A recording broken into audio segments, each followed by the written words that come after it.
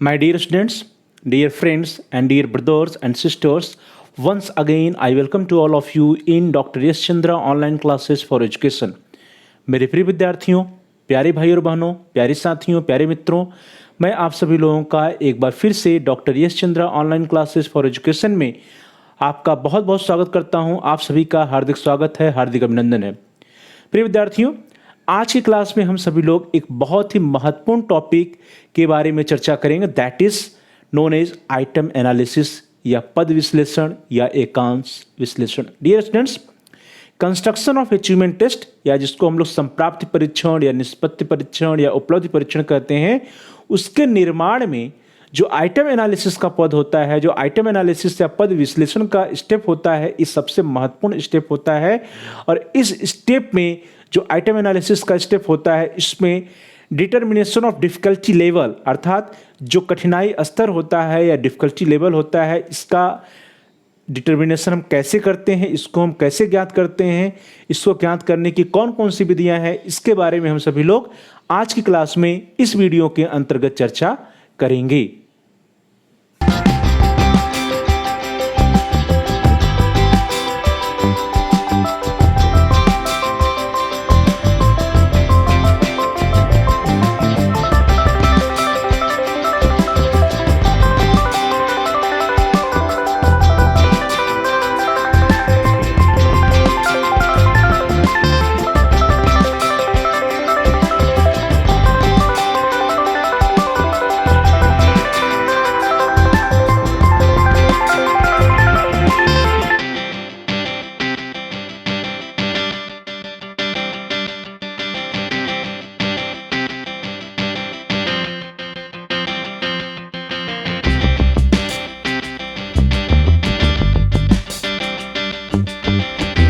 टूटेज class, आज की class को हम सभी लोग स्टार्ट करते हैं। और आज की क्लास में इस वीडियो के अंतर्गत we will discuss about the determination of difficulty level under construction of achievement test. Achievement test या संप्राप्ति परीक्षण के निर्माण के बारे में हम लोग चर्चा कर रहे हैं। इससे रिलेटेड जो इसका फर्स्ट स्टेप होता है प्लानिंग ऑफ द टेस्ट, और जो इसका सेकंड स्टेप होता है कंस्ट्रक्शन और प्रिपरेशन ऑफ द क्वेश्चंस, इसके बारे में हम सभी लोग पूर्व में चर्चा कर चुके हैं। पिछली क्लास में या पिछले वीडियोस में आप लोगों ने देखा है, आप लोगों ने अध्ययन किया है। इसमें जो कंस्ट्रक्शन ऑफ अचीवमेंट टेस्ट करते हैं, इसमें एक महत्वपूर्ण स्टेप होता है जिसको हम लोग कहते हैं जिसका नाम होता है डियर स्टूडेंट्स आइटम एनालिसिस। और आइटम एनालिसिस के अंतर्गत कठिनाई स्तर या डिफिकल्टी लेवल को ज्ञात किया जाता है। तो इसी के बारे में हम लोग आज की क्लास में इस वीडियो में चर्चा करेंगे। सबसे पहले कंस्ट्रक्शन और प्रिपरेशन ऑफ अचीवमेंट टेस्ट या संप्राप्ति परीक्षण का जो निर्माण होता है, इसके कौन कौन से स्टेप्स हैं, इसके बारे में हम लोगों ने पूर्व में भी चर्चा किया है। जल्दी से देख लेते हैं। संप्राप्ति परीक्षण के निर्माण तथा प्रमापीकरण की प्रक्रिया को निम्न रूप से मुख्य सोपानों में बांटा जा सकता है। कौन कौन से स्टेप हैं? The first one is planning the test या परीक्षण की योजना बनाना। Second is preparing the items या प्रश्नों की रचना करना, प्रिपरेशन ऑफ द क्वेश्चंस। तो परीक्षण की योजना बनाना या प्लानिंग द टेस्ट, इसके बारे में हम लोगों ने चर्चा कर लिया है पिछले वीडियोज में, पिछली कक्षा में। प्रिपेयरिंग द आइटम्स या प्रश्नों की रचना करना, इसके बारे में भी हम लोग चर्चा कर चुके हैं पिछले क्लास में, पिछले वीडियोज में। Next step that is third step is known as selecting the items या प्रश्नों का चयन करना।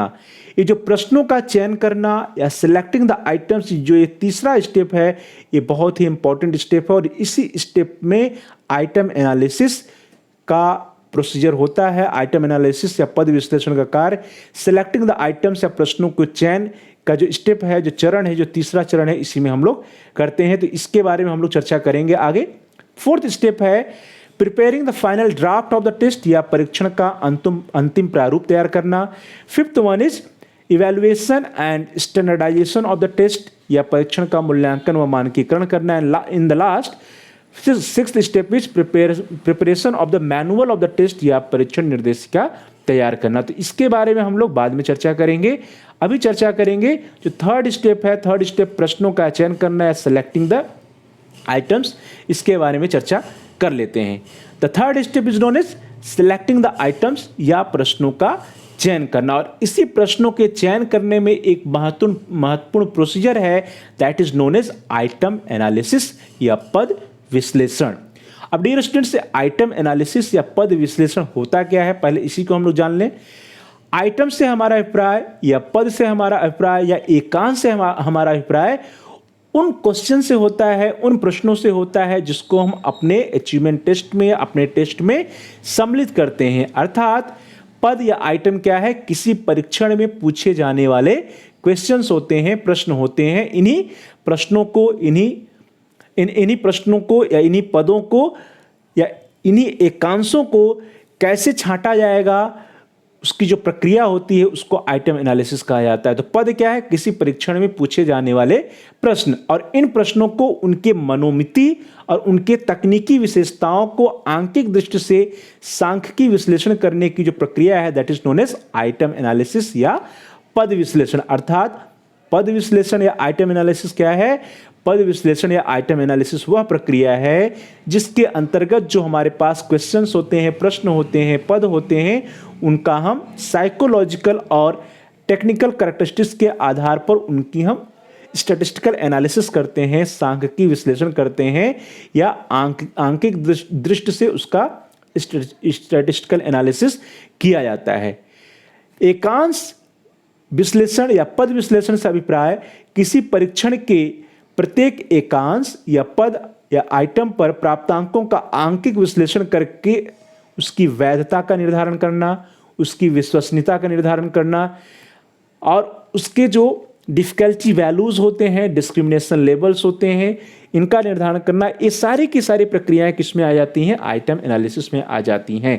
तो इस तरह से एकांश या पद विश्लेषण से अभिप्राय किसी परीक्षण के प्रत्येक एकांश या पद या आइटम पर प्राप्तांकों का आंकिक विश्लेषण करने, उसकी वैधता एवं विश्वसनीयता का विश्लेषण करने एवं उसके अनुसार परीक्षण के लिए या टेस्ट के लिए एकांश या पद की उपयुक्तता तय करने से है। अर्थात आइटम एनालिसिस वह प्रोसेस है, वह प्रक्रिया है जिसके अंतर्गत हम जो आइटम होते हैं हमारे पास, या प्रश्न होते हैं, या एकांश होते हैं, या पद होते हैं, उनका हम आंकिक विश्लेषण करते हैं, उसकी रिलायबिलिटी और वैलिडिटी की एनालिसिस करते हैं, जांचते हैं, पता करते हैं, और साथ ही साथ इन सब के आधार पर हम देखते हैं कि कौन कौन से आइटम या एकांश या क्वेश्चन या पद परीक्षण में सम्मिलित करने योग्य हैं, उपयुक्त हैं, और कौन से नहीं है। जो नहीं होते हैं उनको या तो हम रिजेक्ट कर देते हैं या फिर उसमें सुधार की संभावना होती है तो उसमें हम सुधार करते हैं। तो एकांश या पद विश्लेषण या आइटम एनालिसिस एक ऐसी प्रक्रिया है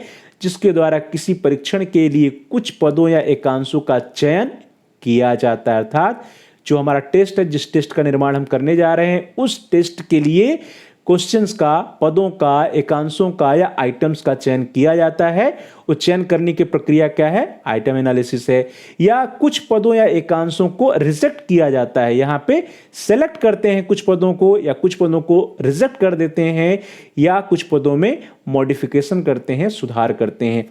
अब किन पदों को हम रिजेक्ट करेंगे, किन पदों को या किन प्रश्नों को हम सेलेक्ट करेंगे और किन प्रश्नों को मॉडिफाई करेंगे, इसका पता लगाने की जो प्रक्रिया होती है वह प्रक्रिया भी आइटम एनालिसिस के अंतर्गत आती है, आइटम एनालिसिस कहलाती है। तो हम लोग देख लेते हैं, अब आगे बढ़ेंगे और देखेंगे कि what are the major steps और aspects of the item analysis. एकांश विश्लेषण या पद विश्लेषण के सोपान कौन कौन से हैं, व्हाट आर द एस्पेक्ट्स और steps of the item analysis. Dear students, एकांश विश्लेषण या पद विश्लेषण के जो स्टेप हैं वो मुख्य रूप से 2 स्टेप हैं। The first one is known as एकांशों या पदों का कठिनाई स्तर ज्ञात करना, that is determination of difficulty level और facility values of the items. तो पहले स्टेप में हम क्या करते हैं, डिफिकल्टी लेवल या इसी को फैसिलिटी वैल्यूज ऑफ आइटम्स कहा जाता है। तो डिफिकल्टी लेवल या फैसिलिटी वैल्यू ऑफ आइटम को ज्ञात करते हैं पहले स्टेप में, और इसके बाद जो सेकेंड स्टेप होता है that is known as discriminating power of items और आइटम वैलिडिटी इंडेक्स। तो दूसरे स्टेप में हम क्या करते हैं, एकांशों या पदों का जो विभेदीकरण क्षमता होता है उसको हम ज्ञात करते हैं। डिटर्मिनेशन ऑफ डिस्क्रिमिनेशन पावर या डिस्क्रिमिनेटिंग पावर ऑफ आइटम्स और आइटम वैलिडिटी इंडेक्स, ये 2 मुख्य सोपान हैं, 2 मुख्य एस्पेक्ट हैं, 2 मुख्य स्टेप्स हैं आइटम एनालिसिस के या पद विश्लेषण के। अब इस वीडियो में आज की क्लास में हम सभी लोग सबसे पहले चर्चा करेंगे डिफिकल्टी लेवल की कि डिफिकल्टी लेवल होता क्या है, इसका डिटर्मिनेशन कैसे करते हैं, इसी की चर्चा इस वीडियो में की जाएगी। तो चलिए आगे बढ़ते हैं। डिटर्मिनेशन ऑफ डिफिकल्टी लेवल या कठिनाई स्तर ज्ञात करना। कठिनाई स्तर हम कैसे ज्ञात करेंगे इसके बारे में हम चर्चा करेंगे, लेकिन उसके पूर्व डिफिकल्टी लेवल होता क्या है या कठिनाई स्तर होता क्या है इसको देख लेते हैं। सबसे पहले अकॉर्डिंग टू गैरेट साहब के अनुसार, गैरेट साहब ने 1959 में कहा कि the proportion of the group which can solve an item correctly is the standard method for determining difficulty level. ध्यान दीजिए, जो इनका स्टेटमेंट है, इन्होंने क्या कहा, the proportion of the group which can solve an item correctly is the standard method for determining difficulty level। अर्थात किसी एकांश को सही हल करने वाले समूह का अनुपात कठिनाई का निर्धारण करने की एक प्रामाणिक विधि है। तो कठिनाई का निर्धारण गैरेट साहब के अनुसार कैसे हो रहा है कि कोई प्रश्न या कोई एकांश या कोई आइटम जो सही हल करने वाले समूह होता है उसका जो रेशियो है, उस रेशियो से वे कह रहे हैं कि जो रेशियो होता है वही क्या है, उसका डिफिकल्टी लेवल बताता है। The proportion of the group which can solve an item correctly is the standard method for determining difficulty level, या किसी एकांश को सही हल करने वाले समूह का अनुपात कठिनाई का निर्धारण करने की प्रामाणिक विधि है। अर्थात कठिनाई स्तर क्या है, किसी प्रश्न को सही हल करने वाले समूह का अनुपात या प्रपोर्शन या रेशियो होता है according to Garrett. Next definition है जो आपकी स्क्रीन पर आ रही है, that is according to the Tate साहब का स्टेटमेंट है। टाटे साहब ने 1962 में कहा कि the most useful way of estimating the difficulty of an item is in terms of proportion of examinees who respond correctly, smaller the proportion the more difficult the item. ध्यान दीजिए, इनके अनुसार क्या है, टाटे जी के अनुसार जो डिफिकल्टी लेवल है वो क्या होता है, it is the proportion of examinees who respond correctly. यह क्या है, उन एग्जामिनीज या उन परीक्षार्थियों का प्रपोर्शन है, अनुपात है, जिन्होंने किसी एकांश को, किसी क्वेश्चन को, किसी प्रश्न को सही सही सॉल्व किया है, सही से उसका उत्तर दिया है। एकांश की कठिनता को ज्ञात करने की अति उपयोगी विधि एकांश को सही हल करने वाले परीक्षार्थियों के अनुपात को ज्ञात करने में निहित है, और अनुपात जितना कम होगा अर्थात प्रश्न क्या है उतना कठिन होगा। Smaller the proportion of the more difficult the item. ध्यान दीजिए, टाटे जी के अनुसार इनका कहना है कि किसी भी प्रश्न को या किसी भी एकांश को जो सही करने वाले विद्यार्थियों या परीक्षार्थियों का जो रेशियो होता है, जो प्रोपोर्शन होता है, जो अनुपात होता है, वही उसका कठिनाई स्तर कहलाता है। और यह रेशियो जितना अधिक होगा माना जाएगा कि वह प्रश्न उतना सरल है, और यह रेशियो जितना कम होगा माना जाएगा कि वह प्रश्न उतना ही अधिक कठिन होता है, टाटे जी के अनुसार। Now the next definition is according to Garrett, Bradfield and Murdoch.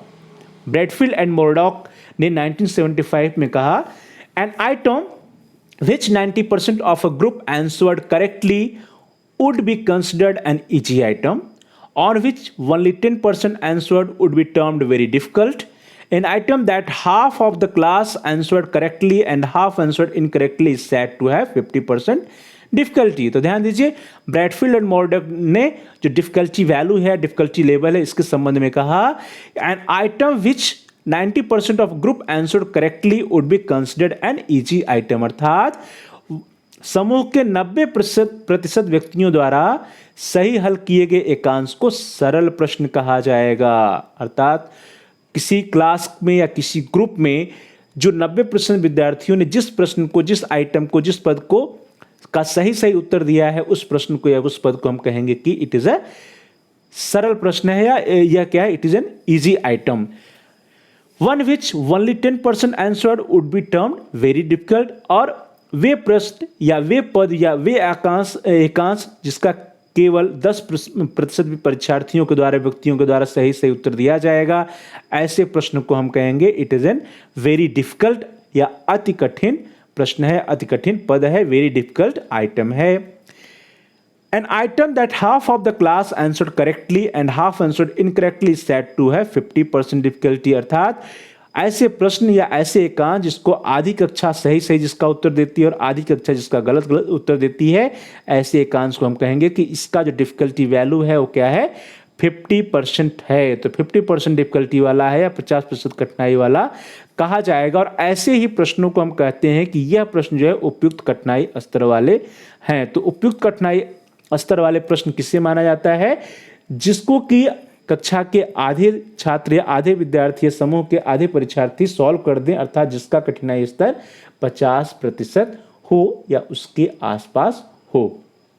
सामान्यतः यदि परीक्षण के किसी पद या एकांश को छात्रों के समूह के 50% छात्रों द्वारा सही हल कर दिया जाता है तो उससे उपयुक्त कठिनाई स्तर वाला प्रश्न समझा जाता है। तो उपयुक्त कठिनाई स्तर किसे हम मानते हैं, उन प्रश्नों को मानते हैं जिसका कठिनाई स्तर क्या आता है, 50% आता है। अर्थात कक्षा के आधे विद्यार्थी जिसको सॉल्व कर लें और आधे विद्यार्थी जिसको सॉल्व नहीं कर पाए, या जिसका उत्तर सही सही आधे विद्यार्थी दे दें और आधे विद्यार्थी न दे पाए, ऐसे प्रश्नों को हम कहते हैं कि इसका जो डिफिकल्टी वैल्यू है या डिफिकल्टी लेवल है या कठिनाई स्तर है वो क्या है, उपयुक्त है, एप्रोप्रिएट है। इसका अर्थ यह कदाप नहीं होता है कि परीक्षण में केवल वे ही पद या एकांश सम्मिलित किए जाएंगे जिनको 50% छात्रों ने सही हल कर लिया हो। अर्थात उपयुक्त कठिनाई स्तर वाले प्रश्न तो वे प्रश्न माने जाते हैं जिनका कठिनाई स्तर 50% हो, लेकिन जो हमारा टेस्ट होगा, जो हमारा अचीवमेंट टेस्ट या परीक्षण होगा, उन परीक्षण में सिर्फ और सिर्फ 50% वाले कठिनाई स्तर वाले प्रश्नों को नहीं रखा जाएगा, बल्कि उसकी एक रेंज होती है, अर्थात 50% से नीचे और 50% से ऊपर कठिनाई स्तर वाले प्रश्नों को परीक्षण में या टेस्ट में रखा जाता है। सिर्फ और सिर्फ 50% कठिनाई वाले प्रश्नों को ही नहीं रखा जाएगा, बल्कि ऐसे प्रश्नों को भी रखा जाएगा जिसका कठिनाई स्तर 50% से अधिक है, और ऐसे प्रश्नों को भी रखा जाएगा जिसका कठिनाई स्तर 50% से कम है। परीक्षण में ऐसे पदों को भी सम्मिलित किया जाता है जिन्हें केवल उच्च उपलब्धि छात्रों ने हल किया हो, अर्थात ऐसे प्रश्न जो अपने आप में कठिन कहलाते हैं या जिसको कक्षा के सिर्फ अच्छे विद्यार्थी या अच्छी उपलब्धि या उच्च उपलब्धि वाले विद्यार्थी परीक्षार्थी सॉल्व कर पाते हैं, ऐसे भी प्रश्नों को रखा जाता है। और ऐसे भी प्रश्नों को रखा जाता है जिसको कि एवरेज विद्यार्थी या उससे कम उपलब्धि वाला या निम्न उपलब्धि वाले छात्र जिसको सॉल्व कर लें। तो कहने का अभिप्राय है कि सामान्यतया 30% to 70% के मध्य आने वाले पदों का चयन हम अपने टेस्ट में के लिए या परीक्षण के लिए करते हैं। तो ध्यान दीजिए, 30% से लेकर के 70% कठिनाई स्तर या डिफिकल्टी लेवल या डिफिकल्टी वैल्यू वाले प्रश्नों का चयन हम अपने परीक्षण के लिए करते हैं, या जिस परीक्षण का निर्माण आप करेंगे उस परीक्षण में 30% से लेकर के 70% के बीच आने वाले या उसके मध्य आने वाले प्रश्नों का या पदों को आप अपने परीक्षण के लिए चयनित करेंगे, सेलेक्ट करेंगे। अब किसी भी पद या किसी भी आइटम या किसी भी प्रश्न का डिफिकल्टी लेवल ज्ञात कैसे करते हैं, इसके बारे में हम लोग जल्दी से देख लेते हैं कि कैसे पदों या एकांशों की कठिनाई स्तर को ज्ञात किया जाएगा। How we will calculate the DV और डिफिकल्टी वैल्यू और difficulty level of an items. Dear students, अलग अलग परिस्थितियों में अलग अलग विधियों के द्वारा अलग अलग सूत्रों की सहायता से किसी भी पद या एकांश का डिफिकल्टी लेवल या डिफिकल्टी वैल्यू या उसका कठिनाई स्तर ज्ञात किया जाता है। तो सबसे पहले हम लोग जो फर्स्ट मेथड है इसके बारे में चर्चा करते हैं कि इसकी प्रथम विधि क्या है। प्रथम विधि में कहा जा रहा है कि यह जो विधि है यह एक प्रोपोर्शन वाली विधि है, रेशियो वाली विधि है, अनुपात विधि है। तो कठिनाई स्तर ज्ञात करने की यह सबसे सरलतम विधि होती है जिसको हम कहते हैं अनुपात विधि या प्रोपोर्शनल मेथड या रेशियो मेथड। इस विधि में किसी पद का शुद्ध हल करने वाले छात्रों की संख्या का कुल छात्रों की संख्या से अनुपात ज्ञात किया जाता है, अर्थात कक्षा में जितने विद्यार्थियों ने उसका सही सही हल किया है और जितने कुल विद्यार्थी हैं उसका रेशियो निकाल देते हैं और उसी को हम कहते हैं कि यह इसका क्या है, डिफिकल्टी वैल्यू या डिफिकल्टी लेवल है। तो इस विधि में किसी पद या एकांश का शुद्ध हल करने वाले छात्रों की संख्या का कुल छात्रों की संख्या से अनुपात ज्ञात किया जाता है, और इसके लिए हम एक फार्मूला का यूज करते हैं। वो फार्मूला आपकी स्क्रीन पर है, that is difficulty level is equal to R/N। जहां पर DL क्या है, कठिनाई स्तर या डिफिकल्टी लेवल है, R क्या है, शुद्ध हल करने वाले छात्रों की संख्या, that is number of students who solved the items correctly, अर्थात उस आइटम को, उस प्रश्न का उत्तर जिसने सही सही दिया है उन छात्रों की संख्या है R, और N क्या है, टोटल नंबर ऑफ एग्जामिनीज या टोटल नंबर ऑफ स्टूडेंट्स या कुल छात्रों की संख्या है। तो सबसे सरल विधि है कठिनाई स्तर या डिफिकल्टी लेवल ज्ञात करने की, और इस विधि को हम लोग कहते हैं अनुपात विधि या सरलतम विधि मानी जाती है। और इसकी एक एग्जाम्पल के द्वारा हम इसको देखते हैं। एक प्रश्न है कि यदि किसी परीक्षण के एक पद या एकांश को 150 विद्यार्थियों के समूह में से केवल 110 विद्यार्थी ही उसे शुद्ध रूप से हल कर सके हों तो उस पद या एकांश का कठिनाई स्तर क्या होगा। तो इसको सॉल्व हम करते हैं। यहाँ पे देखिए जो प्रश्न है, इस प्रश्न में साफ साफ दिया है कि यहाँ पे टोटल नंबर ऑफ स्टूडेंट्स क्या है, 150 है, और सही हल करने वाले विद्यार्थियों की संख्या क्या है, 110 है। हमारे पास फॉर्म यहाँ पे देखिए n आ गया 150 एंड R मीन्स किसी भी प्रश्न या पद या एकांश को सही हल करने वाले विद्यार्थियों की संख्या तो है 110। अब DL हमारे पास जो फॉर्मूला है, DL equal to R/N। R means right answer जो है देने वाले विद्यार्थियों की संख्या, और N है टोटल नंबर ऑफ स्टूडेंट्स। तो यहाँ पे R दिया हुआ 110 और N है 150, तो इसको हम रखेंगे 110/150, और इसको जब हम सॉल्व करेंगे डियर स्टूडेंट्स तो आएगा DL इक्वल टू 0.73, इसका मान आएगा 0.73। लेकिन हम सभी लोग सुविधा की दृष्टि से जो डिफिकल्टी लेवल होता है, डिफिकल्टी वैल्यू होता है, इसको परसेंटेज में ज्ञात करते हैं, और इसीलिए इसको हम 100 से मल्टीप्लाई कर देंगे तो आ जाएगा 73%। तो ध्यान दीजिए यहाँ पे जो वैल्यू आ रही है वो डेसिमल में आ रही है, लेकिन सुविधा की दृष्टि से जो ये वैल्यू आता है 0.73, इसको हम 100 से मल्टीप्लाई कर देते हैं, और अब जो वैल्यू आती है वो परसेंटेज में होती है, और इसी को हम डिफिकल्टी लेवल कहते हैं, अर्थात डिफिकल्टी लेवल को हम परसेंटेज में व्यक्त करते हैं। जैसे इस प्रश्न में देखिए 73% है इसका, इस प्रश्न का या इस एकांश का जो डिफिकल्टी लेवल है, कठिनाई स्तर है। तो सुविधा के दृष्टि से कठिनाई स्तर को प्रतिशत में व्यक्त किया जाता है। कठिनाई स्तर का प्रतिशत जितना अधिक होता है वह पद उतना ही सरल माना जाता है। तो ध्यान दीजिए, कठिनाई स्तर का प्रतिशत जितना अधिक होगा वह प्रश्न उतना ही अधिक सरल माना जाएगा। तो इस प्रश्न में ये देखें हम लोग, तो यहाँ पे क्या है 73% है, तो 73% से अभिप्राय क्या है कि यह जो आइटम है, यह जो प्रश्न है वो सरल है, अर्थात कक्षा के 73% विद्यार्थियों ने उसको सॉल्व कर लिया, उसका सही उत्तर दिया, तो यह प्रश्न सरल प्रश्न ही माना जाएगा। चलिए आपके लिए एक होमवर्क है, एक एक्सरसाइज है, इसको करिएगा जिससे कि आपका एक कंसेप्ट क्लियर हो जाए। एक्सरसाइज है कि यदि किसी परीक्षण के एक पद या एकांश को 200 विद्यार्थियों के समूह में से केवल 140 विद्यार्थी ही उसे शुद्ध रूप में हल कर सके हों तो उस पद या एकांश का कठिनाई स्तर क्या होगा। तो इसको आप सॉल्व कर सकते हैं। यहाँ पे ध्यान दीजिए, इस प्रश्न में हम फॉर्मूले का यूज कर लेंगे, difficulty level equal to R/N। R यहाँ पे 140 है और N कितना है 200 है, तो R/N निकालेंगे, जो वैल्यू आएगी वो डेसिमल में आएगी और उसको हम 100 से मल्टीप्लाई कर देंगे तो क्या आ जाएगा, परसेंटेज में वैल्यू आ जाएगी, और that will be the difficulty level of item. चलिए आगे बढ़ते हैं, सेकंड मेथड की चर्चा करते हैं। सेकंड मेथड में जो बहुविकल्पी प्रश्न होते हैं या मल्टीपल चॉइस प्रश्न होते हैं, उसको हम लोग उसको हल करते समय या उसका उत्तर लिखते समय यह संभावना रहती है कि कुछ विद्यार्थी किसी पद या एकांश प्रश्न का सही हल जाने बिना ही अनुमान के द्वारा सही उत्तर दे दे या शुद्ध हल लिख देते हैं। ध्यान दीजिए, मल्टीपल चॉइस क्वेश्चंस के बारे में हम सभी लोग जानते हैं कि कोई प्रश्न है और उस प्रश्न के 4 विकल्प दिए हैं, A, B, C, D, और हो सकता है विद्यार्थी को ये पता ना हो कि इसमें कौन सा सही उत्तर है, वो B मार देता है, C मार देता है, इस तरह से मारते हुए उसका टिक सही उसको पता नहीं होता उसका सही उत्तर, लेकिन वो B और C या D कोई भी एक उत्तर दे देता है और लक बाई चांस उसका आंसर क्या हो जाता है, वो सही हो जाता है। अर्थात विद्यार्थी को उस प्रश्न का उत्तर तो वास्तव में नहीं पता था, लेकिन उसने उसका सही उत्तर लक बाई चांस दे दिया। तो बहुविकल्पी प्रश्न या एकांशों को हल करते समय उसका उत्तर लिखते समय यह संभावना रहती है कि कुछ छात्र या कुछ विद्यार्थी किसी पद या एकांश प्रश्न का सही हल न जानते हो, उसको जाने बिना ही अनुमान के द्वारा सही उत्तर दे दें या उसका शुद्ध हल लिख देते हैं।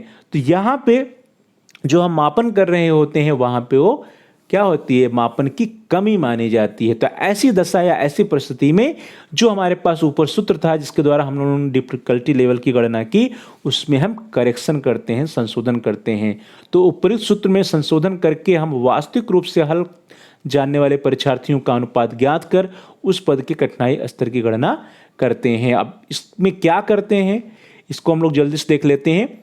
जो फार्मूला था उस फार्मूला में थोड़ा सा करेक्शन किया जाता है, और ये जो करेक्शन होता है इसको हम कहते हैं करेक्टेड फार्मूला। तो करेक्टेड फार्मूला क्या है, संशोधित सूत्र क्या है, वो आपकी स्क्रीन पर DL equal to R minus W by K minus 1, और इसको ब्रैकेट में रखेंगे और बाहर हो जाएगा 1/n। तो ध्यान दीजिए, DL equal to R minus W by K minus 1 within bracket, और उसके बाहर 1/n या मल्टीप्लाइड बाई 1/n।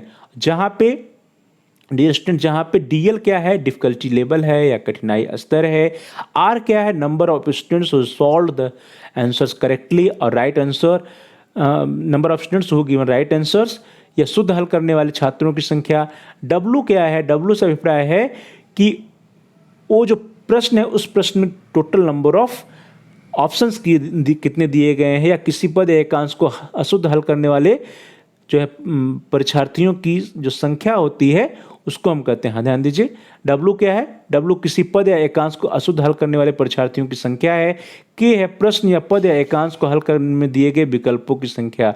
जो नंबर ऑफ ऑप्शंस दिए होते हैं किसी प्रश्न के, जैसे क्वेश्चन नंबर 5 है और इसके 4 ऑप्शन दिए हैं ABCD, तो ABCD क्या है, यहाँ पे 4 ऑप्शन दिए, अधिकांशतः 4 ऑप्शन दिए होते हैं, और कभी कभी 5 ऑप्शन दिए होते हैं या 3 ऑप्शन दिए होते हैं। तो 4 ऑप्शन, 3 ऑप्शन या 5 ऑप्शन जो होते हैं इसको हम के से रिप्रेजेंट कर रहे हैं। तो ध्यान दीजिए, ये जो फॉर्मूला है करेक्टेड फॉर्मूला आपकी स्क्रीन पर DL equal to R minus W by K minus 1 within bracket यानी मल्टीप्लाइड बाई 1/1, जहाँ पे DL कठिनाई स्तर, R शुद्ध हल करने वाले छात्रों की संख्या, N कुल छात्रों की संख्या, W किसी पद या एकांश को रॉन्ग, W फॉर रॉन्ग तो अशुद्ध हल करने वाले परीक्षार्थियों की संख्या, और K है प्रश्न या पद या एकांश को हल के लिए दिए गए विकल्पों की संख्या, या किसी उस प्रश्न के लिए कितने ऑप्शंस दिए गए हैं वह बताता है के, या के उसको रिप्रेजेंट करता है। और इसके लिए एक एग्जाम्पल के द्वारा इसको समझने का प्रयास करते हैं। एक एग्जाम्पल आपकी स्क्रीन पर, यदि किसी परीक्षण के पद या एकांश के उत्तरों के 4 विकल्प दिए गए हों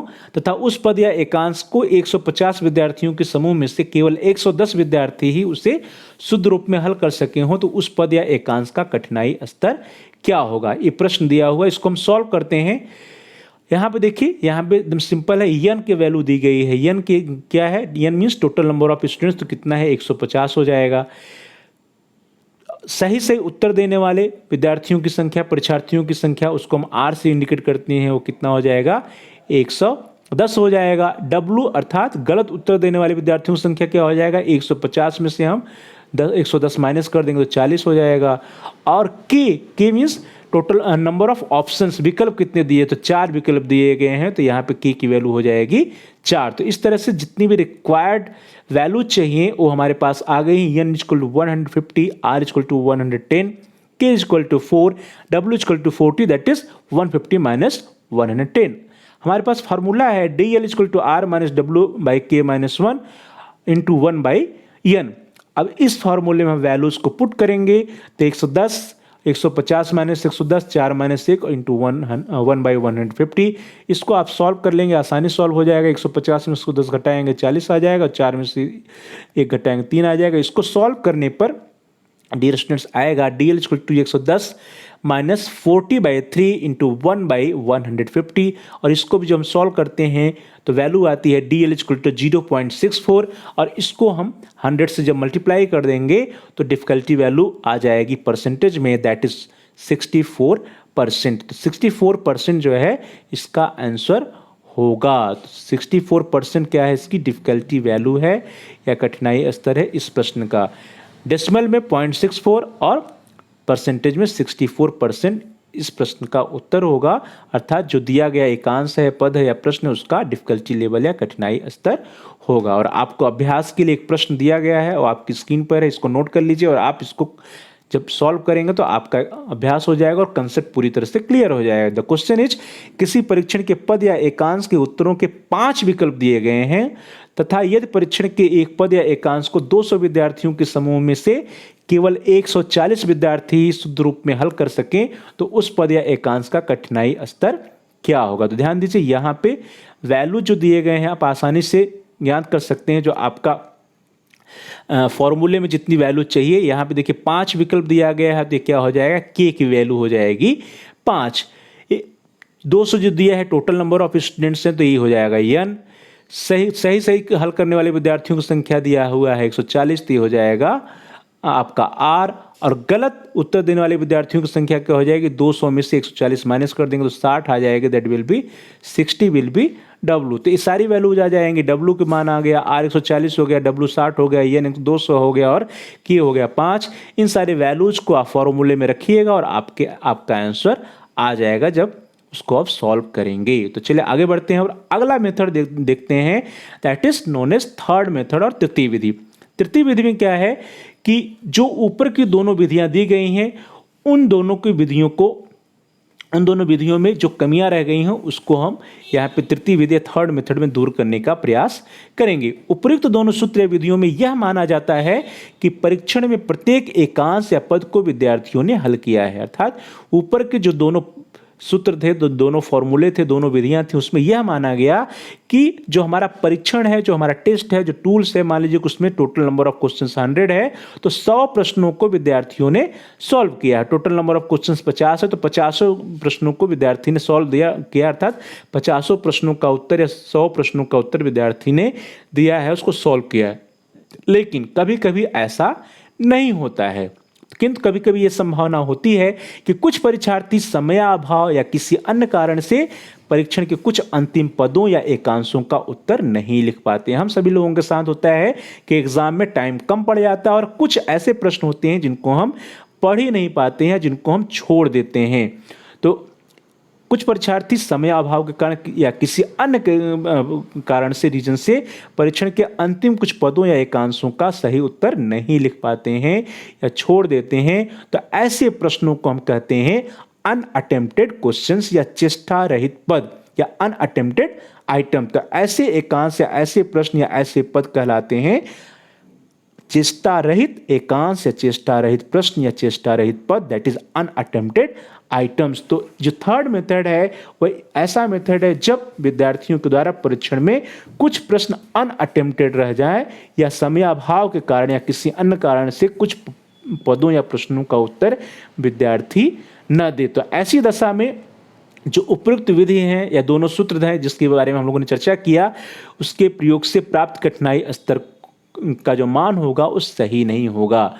तो उपयुक्त विधियों या सूत्रों के प्रयोग से प्राप्त कठिनाई स्तर के मान को सही नहीं माना जा सकता है, क्योंकि यहाँ पर विद्यार्थी ने कुछ प्रश्नों को अटेम्प्ट ही नहीं किया है, कुछ प्रश्नों को उसने छोड़ दिया है समयाभाव के कारण। तो चेष्टा रहित या अनअटेम्प्टेड पद या एकांश या प्रश्न होने की दशा में हम निम्नलिखित सूत्र का प्रयोग करते हैं और उसके द्वारा डिफिकल्टी लेवल की गणना करते हैं। वो आपकी स्क्रीन पर है, DL equal to within bracket R minus W by K minus 1 then into 1 by N minus NR। यहाँ पे ध्यान दीजिए, यहाँ पे NR क्या है, NR इज उन परीक्षार्थियों की संख्या जो उस पद या एकांश पर चेष्टा रहित रहे हैं। NR मीन्स नॉट रीच्ड अर्थात अनअटेम्प्टेड, जहां पर विद्यार्थी पहुंच नहीं पाया, अर्थात जो चेष्टा रहित रहे, जिनको समय अभाव या अन्य कारण से विद्यार्थी जिन प्रश्नों का उत्तर नहीं दे पाया।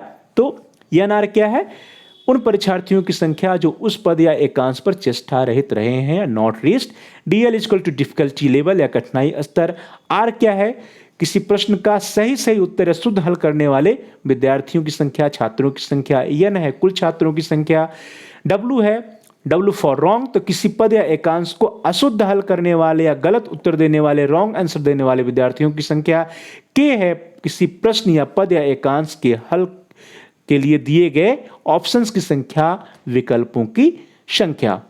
अब यहाँ पे कुछ हमें नोट करने वाली बात है कि कभी कभी क्या होता है, विद्यार्थी के पास समय भी होता है लेकिन वह जानबूझकर कुछ प्रश्नों को छोड़ देता है। मीन्स समयाभाव के कारण नहीं छोड़ता है, वो जानबूझकर उन प्रश्नों का उत्तर नहीं आ रहा होता तो छोड़ देता है। तो ऐसे प्रश्नों को प्रिय विद्यार्थियों हम अनअटेम्प्टेड या चेष्टा रहित पद नहीं कहते हैं, क्योंकि विद्यार्थी के पास समय था, उसने उस प्रश्न को पढ़ा, लेकिन उस प्रश्न का उत्तर उसने जानबूझकर नहीं दिया। तो परीक्षार्थी द्वारा जानबूझकर बीच के प्रश्नों या पदों के उत्तरों को छोड़ देना चेष्टा रहित पद नहीं कहलाते हैं। तो चेष्टा रहित पद कौन से पद होते हैं? ऐसे प्रश्न जिनको समयाभाव के कारण विद्यार्थी छोड़ देता है, अर्थात अंतिम के जो प्रश्न होते हैं जिनको समयाभाव के कारण विद्यार्थी छोड़ देता है, ऐसे प्रश्न को हम चेष्टा रहित पद कहते हैं। लेकिन ऐसे प्रश्न जिनको विद्यार्थी ने जानबूझ करके छोड़ा है, ऐसे प्रश्नों को हम चेष्टा रहित पद या अनअटेम्प्टेड आइटम्स नहीं कहते हैं। मान लीजिए किसी परीक्षण में कुल 50 प्रश्न है, अर्थात 50 आइटम दिया हुआ है किसी परीक्षण में, टेस्ट में। किसी परीक्षार्थी ने क्वेश्चन नंबर 1 से लेकर क्वेश्चन नंबर 30 या 1 से 30 पदों का हल किया।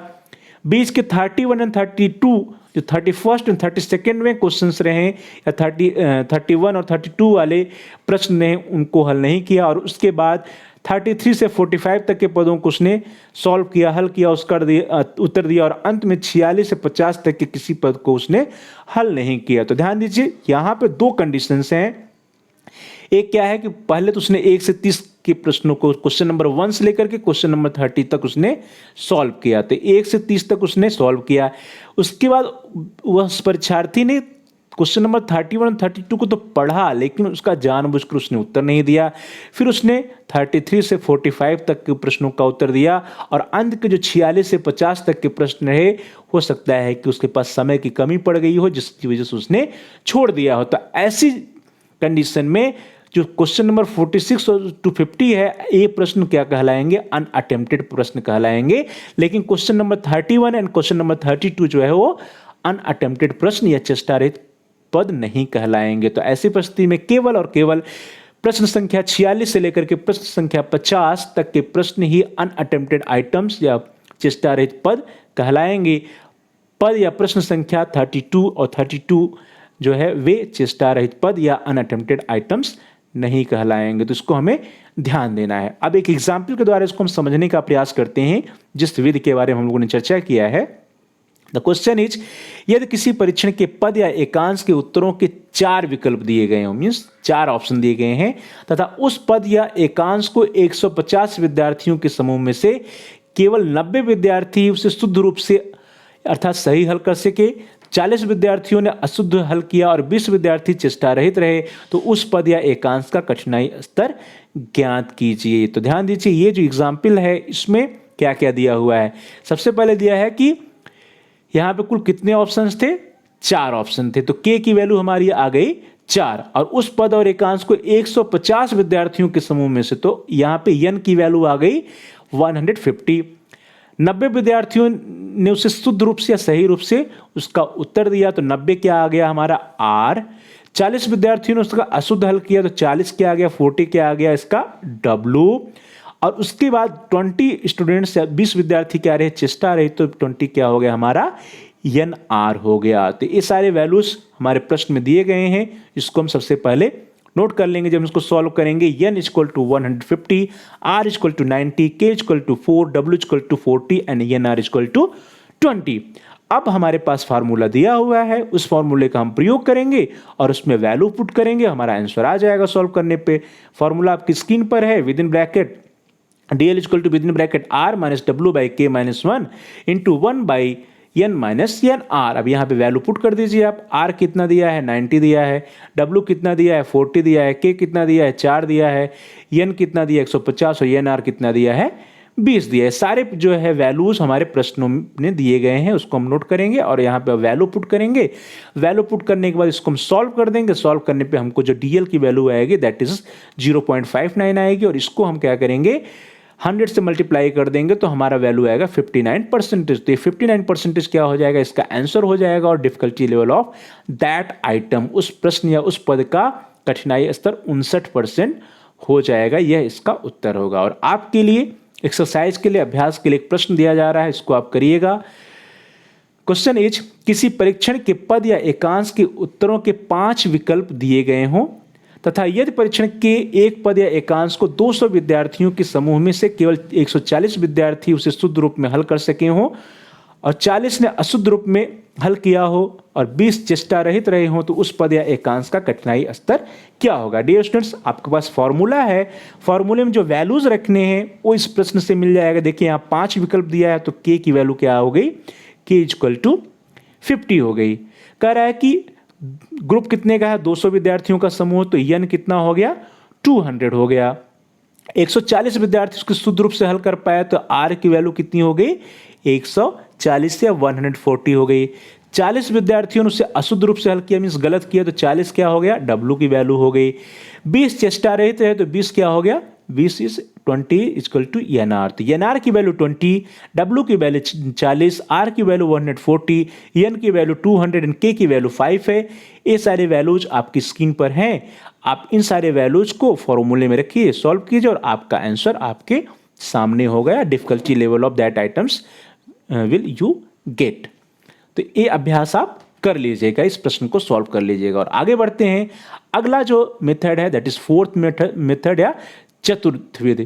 डियर स्टूडेंट्स, यदि परीक्षार्थी की संख्या बहुत अधिक होती है, मीन्स नंबर ऑफ स्टूडेंट्स हमारे ग्रुप में बहुत अधिक होते हैं, तो उपरोक्त सूत्र जितने भी हम लोगों ने डिस्कस किया, फर्स्ट, सेकंड, थर्ड, इन विधियों के द्वारा, इन सूत्रों के द्वारा जो आइटम्स होते हैं, पद होते हैं, सभी पदों का डिफिकल्टी लेवल ज्ञात करने में बहुत ही अधिक हमारे पास श्रम की आवश्यकता होगी और हम बहुत ही अधिक समय लगेगा। क्योंकि यदि परीक्षण में 100 प्रश्न दिए हैं, परीक्षण में 50 प्रश्न दिए हैं, तो 50 प्रश्न या 100 प्रश्न के लिए बारी बारी से हमको उसका प्रत्येक प्रश्न का डिफिकल्टी लेवल ज्ञात करना होगा। 100 प्रश्न दिए हैं तो 100 प्रश्नों के लिए हमें इतने बारी बारी से प्रत्येक प्रश्न का डिफिकल्टी लेवल ज्ञात करना होगा। 50 प्रश्न यदि हमारे परीक्षण में, तो 50 प्रश्न का डिफिकल्टी लेवल हमें बारी बारी से ज्ञात करना होगा। तो ऐसी परिस्थिति में जब हमको बहुत अधिक श्रम लग रहा है, बहुत अधिक समय लग रहा है, तो उस अत्यधिक समय और अत्यधिक श्रम से बचने के लिए इन परिस्थितियों में कैली महोदय ने एक उपाय सुझाया। ऐसी परिस्थिति में कैली ने कुल परीक्षार्थियों को उनके प्राप्तांकों के आधार पर 3 ग्रुप्स में डिवाइड किया, 3 समूहों में डिवाइड किया और उसको उन्होंने क्या कहा, हाई ग्रुप या उच्च समूह, मध्य या मिडिल ग्रुप और निम्न या लोअर ग्रुप। तो 3 वर्ग कैली साहब ने बनाए, उच्च ग्रुप या हाई ग्रुप, मिडिल ग्रुप या मध्य ग्रुप और निम्न ग्रुप या लोअर ग्रुप। क्या कहा उन्होंने कि उच्च वर्ग जो होगा या जो हाई लेवल होगा, हाई क्लास होगा, हाई ग्रुप होगा, उसमें कुल परीक्षार्थियों की संख्या का हम 27% लेंगे। मध्य वर्ग जो होगा उसमें कुल परीक्षार्थियों की संख्या का हम 46% लेंगे और निम्न वर्ग जो होगा उसमें कुल परीक्षार्थियों की संख्या का हम 27% लेंगे। अब ध्यान दीजिए, ये हम कैसे डिसाइड करेंगे। जो हमारा जो परीक्षण होगा, उस परीक्षण को जब हम प्रशासित करेंगे, फिर उसकी जब स्कोरिंग करेंगे, स्कोरिंग करने के बाद मान लीजिए कि हमारे पास 100 विद्यार्थी हैं, तो 100 विद्यार्थियों का जो क्वेश्चन पेपर होगा उस पर हम उस पर नंबरिंग कर देंगे चेक करके, और चेक करके जो नंबरिंग करेंगे, नंबरिंग करने के बाद अब इन जो क्वेश्चन बुकलेट होगा, जो उनका परीक्षार्थियों की कॉपी होगी, उसको हम असेंडिंग या डिसेंडिंग ऑर्डर में अरेंज कर लेंगे। असेंडिंग या डिसेंडिंग ऑर्डर में अरेंज करने के बाद मान लीजिए कि हमने उसको बढ़ते क्रम में अरेंज किया, घटते क्रम में अरेंज किया, तो नीचे से 27% और ऊपर से 27%, ऊपर से 27% जो होगा वो हायर ग्रुप होगा, नीचे से 27% जो होगा वो निम्न वर्ग होगा और बीच का जो 46% बचेगा वो हमारा क्या हो जाएगा, मिडिल ग्रुप होगा। तो इस तरह से हम 3 समूह बना लेंगे, उच्च वर्ग, मध्य वर्ग और निम्न वर्ग। उच्च वर्ग में 27% विद्यार्थियों की कॉपीज होंगी या परीक्षण पुस्तिकाएं होंगी, मध्य वर्ग में 46% कॉपी होगी और नीचे वाले या निम्न वर्ग में 27% कॉपी या 27% परीक्षार्थी होंगे। तो किसी परीक्षण पर अधिकतम अंक प्राप्त करने वाले परीक्षार्थी को हम हायर ग्रुप में या उच्च वर्ग में रखेंगे तथा निम्न अंक प्राप्त करने वाले परीक्षार्थी को हम लोअर ग्रुप में या निम्न ग्रुप में रखेंगे। कैले के अनुसार केवल 54% अर्थात 27% उच्च वर्ग का और 27% निम्न वर्ग का प्रयोग करके हम आइटम एनालिसिस या पद विश्लेषण की प्रक्रिया यथेष्ट शुद्धता से कर सकते हैं। तो अब कैले साहब ने क्या कहा कि बीच वाले 46% है इसको आप छोड़ दो, ऊपर के जो 27% हैं, जो नीचे के 27%, इन दोनों को मिलाकर के सिर्फ और सिर्फ 54% विद्यार्थियों का हम प्रयोग करके हम आइटम एनालिसिस कर सकते हैं शुद्धता के साथ। तो अब जहां पर जैसे इस एग्जाम्पल में देखा जाए तो 100 विद्यार्थी, तो 100 विद्यार्थियों में 100 विद्यार्थियों के लिए डिफिकल्टी लेवल या डिस्क्रिमिनेशन पावर की गणना नहीं करनी है, बल्कि ऊपर के 27% नीचे के 27, 27 और 27 कितना हो गया, 54 हो गया। तो सिर्फ मात्र 54 परीक्षार्थियों के कॉपियों के लिए हमको प्रत्येक पद के लिए डिफिकल्टी लेवल की गणना करनी है और 46 से की गणना करने से हम बच जाते हैं। तो इस तरह से कैले ने सुझाव दिया कि, ध्यान दीजिए एक मिनट, हाँ, कैले ने सुझाव दिया कि उसके द्वारा प्रतिपादित सूत्र का प्रयोग करने के लिए कम से कम 370 स्टूडेंट्स या 370 परीक्षार्थियों पर परीक्षण को प्रशासित किया जाना चाहिए। ध्यान दीजिए, कैले साहब ने जो अपना फॉर्मूला बताया 54% अर्थात 27% ऊपर से 27% नीचे से, उसके लिए उन्होंने कहा कि इस फॉर्मूले का प्रयोग करने के लिए आपको कम से कम 370 स्टूडेंट्स पे अपने टेस्ट को एडमिनिस्टर करना पड़ेगा, अर्थात कम से कम 370 परीक्षार्थियों पर परीक्षण को प्रशासित करना पड़ेगा। ऐसा इसलिए उन्होंने इसलिए कहा कि 370 परीक्षार्थियों पर आपको टेस्ट को एडमिनिस्टर करना पड़ेगा, क्योंकि जब हम 370 स्टूडेंट्स पे एडमिनिस्टर करेंगे और इसका 27% निकालेंगे तो इसका 27% क्या आएगा, इसका 27% डियर स्टूडेंट्स आता है 100। तो 27% कितना आ जाएगा, 100 आएगा। तो इससे क्या होगा कि उच्च वर्ग और निम्न वर्ग दोनों में 100 परीक्षार्थी या 100 बुकलेट होगा हमारे पास।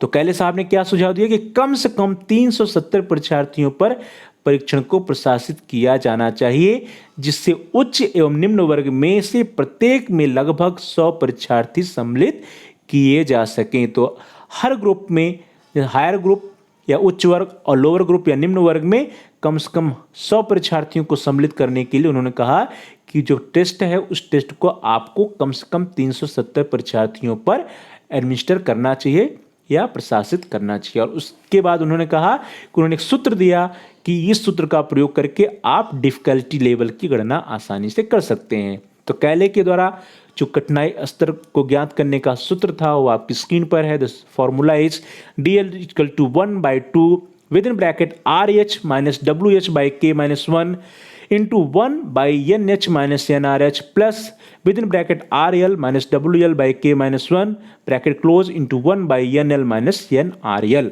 अब ध्यान दीजिए यहाँ पे क्या, RH क्या है, उच्च वर्ग में सही हल करने वाले या शुद्ध उत्तर देने वाले परीक्षार्थियों की संख्या। WH क्या है, उच्च वर्ग में गलत हल करने वाले या अशुद्ध उत्तर देने वाले परीक्षार्थियों की संख्या। NH क्या है, उच्च वर्ग के कुल परीक्षार्थियों की संख्या। ध्यान दीजिए H यहाँ पे जो डिनोट कर रहा है, H क्या है, H फॉर हाई ग्रुप, इसी तरह से L फॉर लो ग्रुप। तो यहाँ पे L और H देखिए सभी में लगा हुआ है, तो L क्या कर रहा है, लो ग्रुप के लिए बता रहा है और H बता रहा है हाई ग्रुप के लिए। इसी तरह से NRH क्या है, उच्च वर्ग के चेष्टा रहित या नॉट लिस्ट परीक्षार्थियों की संख्या। RL क्या है, निम्न वर्ग में सही हल करने वाले या शुद्ध उत्तर देने वाले परीक्षार्थियों की संख्या। WL है, निम्न वर्ग में गलत हल करने वाले या अशुद्ध उत्तर देने वाले परीक्षार्थियों की संख्या। NL है, निम्न वर्ग के चेष्टा रहित या नॉट लिस्ट परीक्षार्थियों की संख्या। और K है, प्रश्न या पद के लिए ये हल में दिए गए विकल्पों की संख्या, नंबर ऑफ क्या है, ऑप्शंस जो हैं। तो इस तरह से K, NRL, NL, WL, RL, NRH, NH, WH और RH क्या डिनोट करते हैं, ये आपकी स्क्रीन पर स्पष्ट रूप में लिखा हुआ है, इसको आप नोट कर लीजिए। और अब एक एग्जाम्पल देखते हैं, हम लोग एक उदाहरण देखते हैं और इस एग्जाम्पल के द्वारा इसको हम समझने का प्रयास करेंगे। द क्वेश्चन इज, यदि किसी परीक्षण के पद या एकांश संख्या 30 के लिए निम्नांकित आंकड़े प्राप्त हो तो पद या एकांश संख्या 30 का डिफिकल्टी लेवल या कठिनाई स्तर ज्ञात कीजिए। और जो आंकड़े हैं उसमें देखिए साफ साफ स्पष्ट रूप से दिया है। For high group RH equal to 60, WH equal to 30, NH equal to 100 and NRH equal to 10 and for low group RL equal to 20, WL equal to 50, NH equal to 100, NRL equal to 30 and K equal to 4। तो K के मान भी हमें पता है dear students, और बाकी सभी मान पता है और हमको हमारे पास फार्मूला भी है। फार्मूला आपकी स्क्रीन पर है, इस पे आप वैल्यूज को पुट कीजिए।